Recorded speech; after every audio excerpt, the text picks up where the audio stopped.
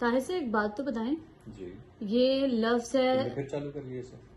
چلو پوچھ لیں ہم لوگوں کو سکھا رہے ہیں نا, میں بھی تو سیکھ رہی ہوں. اچھا چلیے. اچھا لفظ سویم ہوتا ہے یا سوم؟ کون سا لفظ؟ سویم ہوتا ہے یا سوم؟ سوئم لفظ ہوتا ہے, لیکن سوئم آپ کس حوالے سے پوچھ رہے ہیں؟ گنتی کے حوالے سے پوچھ رہے ہیں؟ گنتی کے حوالے سے. سوئم جو ہوتا ہے نا, ویسے وہ ہوتا ہے تیسرا جو کرواتے ہیں نا, اس کو سوئم کہتے ہیں. تو جو آپ گنتی کے حوالے سے پوچھنا چاہ رہی ہیں وہ ہم تقریباً شروع سے ہی غلط پڑھتے آ رہے ہیں, اور ہمارے اساتذہ نے بھی اسکولوں میں غلط ہی پڑھایا ہے. مثلاً فارسی سے یہ تمام مطلب فارسی سے یہ تمام جو ہے الفاظ آئے ہیں, تو ان کو اسی طور ادا کرنا چاہیے. اب فارسی میں یک, دو, سے, چار, اب چہار, ٹھیک ہے. اب اس کو ہم کیسے پڑھتے ہیں؟ یکم, دوم, سوم, جو کہ غلط ہے. یہ ہے یک سے یکم, دو سے دوم, دال اور واو دونوں پہ پیش ہے.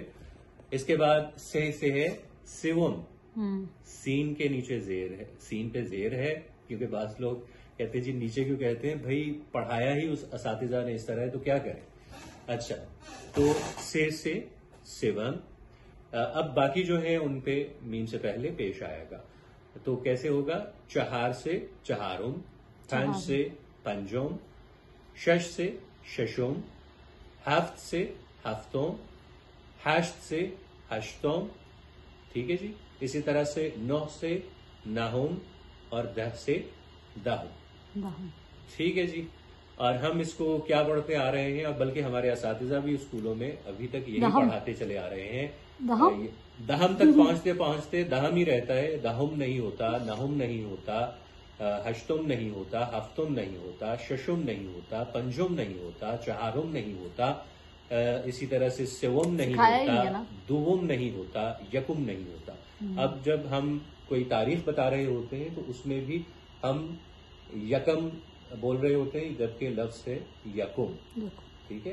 تو یہ چونکہ فارسی سے ماخوذ ہے تو فارسی کے طور ہی اس کو ادا کیا جانا چاہیے, تبھی یہ درست ہوگا. سوم جو آپ کہہ رہی ہیں نا, سوئم, سیوم کی بجائے سوئم اگر پڑھیں گے تو وہ سوئم وہ ہوگا جو مرنے کے بعد تیسرے دن ہوتا. ٹھیک ہے جی. جزاک اللہ. السلام علیکم. بہت شکریہ, سیکھ لیا نا, تو سیکھا کریں.